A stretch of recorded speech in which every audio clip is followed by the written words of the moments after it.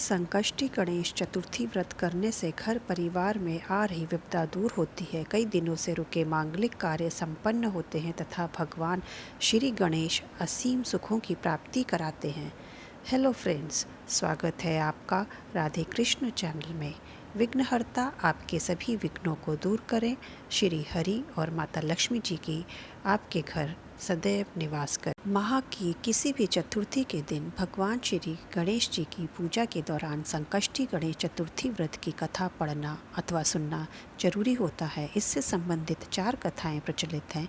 आइए आप भी मेरे माध्यम से इस कथा को सुने। पौराणिक एवं प्रचलित श्री गणेश कथा के अनुसार एक बार देवता कई विपदाओं में घिरे थे। तब वह मदद मांगने भगवान शिव जी के पास आए। उस समय शिव जी के साथ कार्तिकेय जी तथा गणेश जी भी बैठे थे। देवताओं की बात सुनकर शिव जी ने कार्तिकेय व गणेश जी से पूछा कि तुम में से कौन देवताओं के कष्टों का निवारण कर सकता है। तब कार्तिकेय जी व गणेश जी दोनों ने ही स्वयं को इस कार्य के लिए सक्षम बताया। इस पर भगवान शिव जी ने दोनों की परीक्षा लेते हुए कहा कि तुम दोनों में से जो सबसे पहले पृथ्वी की परिक्रमा करके आएगा वही देवताओं की मदद करने जाएगा। भगवान शिव जी के मुख से यह वचन सुनते ही कार्तिकेय जी अपने वाहन मोर पर बैठकर पृथ्वी की परिक्रमा के लिए निकल गए। परंतु गणेश जी सोच में पड़ गए कि वह चूहे के ऊपर चढ़कर सारी पृथ्वी की परिक्रमा करेंगे तो इस कार्य में उन्हें बहुत समय लग जाएगा। तभी उन्हें एक उपाय सूझा। गणेश जी अपने स्थान से उठे और अपने माता पिता की 7 बार परिक्रमा करके वापस बैठ गए। परिक्रमा करके लौटने पर कार्तिकेय जी स्वयं को विजेता बताने लगे। तब शिव जी ने श्री गणेश जी से पृथ्वी की परिक्रमा न करने का कारण पूछा। तब गणेश जी ने कहा, माता पिता के चरणों में ही समस्त लोक है, जो पूरे संसार के पालनहार हैं, हर्ता करता हैं, जिनमें स्वयं पूरा संसार पूरा ब्रह्मांड समाया हुआ है। मेरे लिए तो आप ही मेरा पूरा संसार हो। वैसे भी एक बच्चे के लिए उसके माता पिता, उसकी पूरी दुनिया, पूरा संसार होते हैं। इसी कारण मैंने अपने माता पिता की परिक्रमा कर पूरे संसार की परिक्रमा कर ली।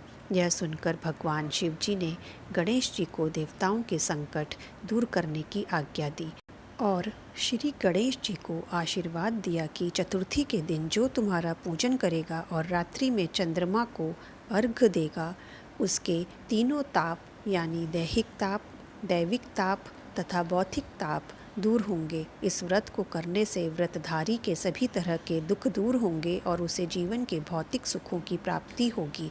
चारों तरफ से मनुष्य की सुख समृद्धि बढ़ेगी। पुत्र पौत्रादि धन ऐश्वर्य की कमी नहीं रहेगी। एक समय की बात है, राजा हरिश्चंद्र के राज्य में एक कुम्हार था।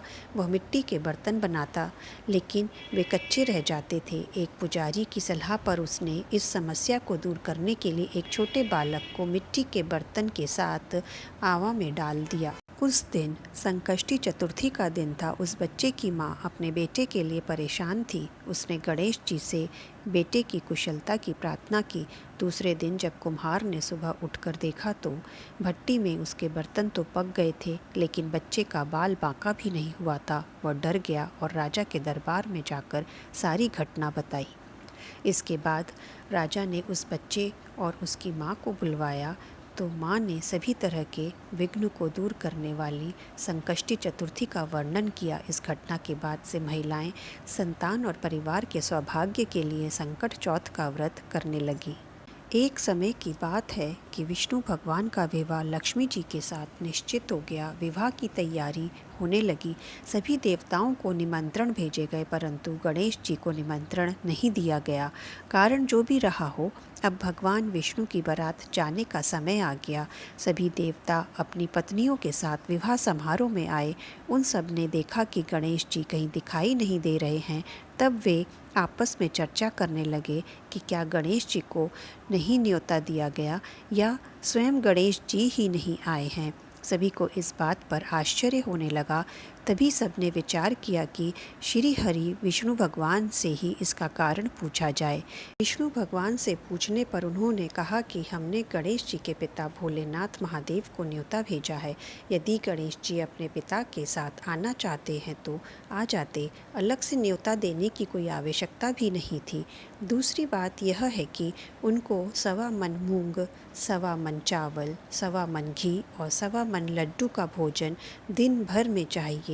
यदि गणेश जी नहीं आएंगे तो कोई बात नहीं, दूसरे के घर जाकर इतना सारा खाना पीना अच्छा भी नहीं लगता है। इतनी वार्ता कर ही रहे थे कि किसी ने एक सुझाव दिया, यदि गणेश जी आ भी जाएं तो उनको द्वारपाल बनाकर बैठा देंगे कि आप घर की रखवाली करना, आप तो चूहे पर बैठकर धीरे धीरे चलोगे तो बारात से बहुत पीछे रह जाओगे। यह सुझाव भी सबको पसंद आ गया तो विष्णु भगवान ने भी अपनी सहमति दे दी। होना क्या था कि इतने में गणेश जी वहाँ आ पहुँचे और उन्हें समझा बुझा कर घर की रखवाली करने बैठा दिया गया। बारात चल दी। तब नारद जी ने देखा कि गणेश जी तो दरवाजे पर ही बैठे हुए हैं, तो वे गणेश जी के पास गए और रुकने का कारण पूछा। गणेश जी कहने लगे कि विष्णु भगवान ने मेरा बहुत अपमान किया है। जी ने कहा कि आप अपनी मूषक सेना को आगे भेज दें तो वो रास्ता खोद देंगी, जिससे उनके वाहन धरती में धंस जाएंगे। तब आपको सम्मानपूर्वक बुलाना पड़ेगा। अब तो गणेश जी ने अपनी मूषक सेना जल्दी से आगे भेज दी और सेना ने जमीन पोली कर दी। जब बारात वहाँ से निकली तो रथों के पहिए धीरे धरती में धंस गए। लाख कोशिश करें परंतु पहिए नहीं निकले। सभी ने अपने अपने उपाय किए परंतु पहिए तो नहीं निकले, बल्कि जगह जगह से टूट गए। किसी की समझ में नहीं आ रहा था कि अब क्या किया जाए। तब तो नारद जी ने कहा, आप लोगों ने गणेश जी का अपमान करके अच्छा नहीं किया। यदि उन्हें मना कर लाया जाए तो आपका कार्य सिद्ध हो सकता है और यह संकट टल भी सकता है। शंकर भगवान ने अपने दूत नंदी को भेजा और वे गणेश जी को लेकर आए। गणेश जी का आदर सम्मान के साथ पूजन किया, तब कहीं रथ के पहिए निकले। अब रथ के पहिए निकल तो गए परंतु वे टूट फूट गए तो उन्हें सुधारे कौन। पास के खेत में खाती काम कर रहा था, उसे बुलाया गया। खाती अपना काम करने के पहले श्री गणेशाय नमः कहकर गणेश जी की वंदना मन ही मन करने लगा। देखते ही देखते खाती ने सभी पहियों को ठीक कर दिया। तब खाती कहने लगा कि हे देवताओं, आपने सर्वप्रथम गणेश जी को नहीं मनाया होगा और ना ही उनकी पूजन की होगी, इसीलिए तो आपके साथ यह संकट आया है। हम तो मूर्ख अज्ञानी हैं, फिर भी पहले गणेश जी को पूजते हैं, उनका ध्यान करते हैं। आप लोग तो देवतागण हैं, फिर भी आप गणेश जी को कैसे भूल गए। अब आप लोग भगवान श्री गणेश जी की जय बोलकर जाएं तो आपके सब काम बन जाएंगे और कोई संकट भी नहीं आएगा। ऐसे कहते हुए बारात वहाँ से चल दी और विष्णु भगवान जी का लक्ष्मी जी के साथ विवाह संपन्न करा के सभी सकुशल घर लौट आए। श्री गणेश चतुर्थी व्रत की पौराणिक कथा के अनुसार एक बार भगवान शिव तथा माता पार्वती जी नर्मदा नदी के किनारे बैठे हुए थे। वहाँ माता पार्वती ने भगवान शिव से समय व्यतीत करने के लिए चौपड़ खेलने को कहा। शिव जी चौपड़ खेलने के लिए तैयार हो गए, परंतु इस खेल में हार जीत का फैसला कौन करेगा, यह प्रश्न उनके समक्ष उठा। तो भगवान शिव जी ने कुछ तिनके एकत्रित कर उसका एक पुतला बनाकर उसकी प्राण प्रतिष्ठा कर दी और पुतले से कहा, बेटा हम चौपड़ खेलना चाहते हैं परंतु हमारी हार जीत का फैसला करने वाला कोई नहीं है, इसीलिए तुम बताना कि हम दोनों में से कौन हारा और कौन जीता। उसके बाद भगवान शिव जी और माता पार्वती जी का चौपड़ का खेल शुरू हो गया। यह खेल 3 बार खेला गया और संयोग से तीनों बार माता पार्वती जी ही जीत गईं। खेल समाप्त होने के बाद बालक से हार जीत का फैसला करने के लिए कहा गया तो उस बालक ने महादेव जी को विजयी बताया। यह सुनकर माता पार्वती जी क्रोधित हो गई और क्रोध में उन्होंने बालक को लंगड़ा होने, कीचड़ में पड़े रहने का श्राप दे दिया। बालक ने माता पार्वती जी जी से माफ़ी मांगी और कहा कि यह मुझसे अज्ञानतावश ऐसा हुआ है, मैंने किसी द्वेष भाव से ऐसा नहीं किया। बालक द्वारा क्षमा मांगने पर माता जी ने कहा, यह गणेश पूजन के लिए नाग कन्याएं आएंगी, उनके कहे अनुसार तुम गणेश व्रत करो, ऐसा करने से तुम मुझे प्राप्त करोगे। यह कहकर माता पार्वती जी शिव जी के साथ कैलाश पर्वत पर चली गई। 1 वर्ष के बाद उस स्थान पर नाग कन्याएं आईं। तब नाग कन्याओं ने श्री गणेश जी के व्रत की विधि मालूम करने पर उस बालक ने 21 दिन लगातार गणेश जी का व्रत किया। उसकी श्रद्धा से गणेश जी प्रसन्न हुए। उन्होंने बालक को मनोवांछित फल मांगने के लिए कहा। उस पर उस बालक ने कहा, हे विनायक, मुझ में इतनी शक्ति दीजिए कि मैं अपने पैरों से चलकर अपने माता पिता के साथ कैलाश पर्वत पर पहुंच सकूं और वे यह देख प्रसन्न हो। तब बालक को वरदान देखकर श्री गणेश जी अंतर्ध्यान हो गए। इसके बाद वह बालक कैलाश पर्वत पर पहुंच गया और कैलाश पर्वत पर पहुंचने की अपनी कथा उसने भगवान शिव जी को सुनाई। चौपड़ वाले दिन से माता पार्वती जी शिव जी ने विमुख हो गई थी। अतः देवी के रुष्ट होने पर भगवान शिव जी ने भी बालक के बताए अनुसार 21 दिनों तक श्री गणेश जी का व्रत किया। इस व्रत के प्रभाव से माता पार्वती जी के मन से भगवान शिव जी के लिए जो नाराज़गी थी वह समाप्त हो गई।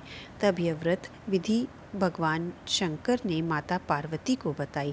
यह सुनकर माता पार्वती के मन में भी अपने पुत्र कार्तिकेय से मिलने की इच्छा जागृत हुई। तब माता पार्वती ने भी 21 दिन तक श्री गणेश जी का व्रत किया तथा दुर्वा, फूल और लड्डुओं से गणेश जी का पूजन अर्चन किया। व्रत के 21वें दिन कार्तिकेय स्वयं माता पार्वती जी से मिलने चले आए। उस दिन से श्री गणेश चतुर्थी का यह व्रत समस्त मनोकामनाओं की पूर्ति करने वाला व्रत माना जाता है। इस व्रत को करने से मनुष्य के सारे कष्ट दूर होकर मनुष्य को समस्त सुख सुविधाएं प्राप्त होती हैं।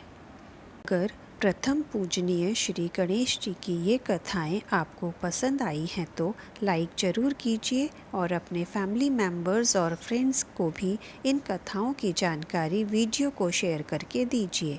मिलते हैं फिर हर रोज़ एक नई जानकारी के साथ, तब तक के लिए।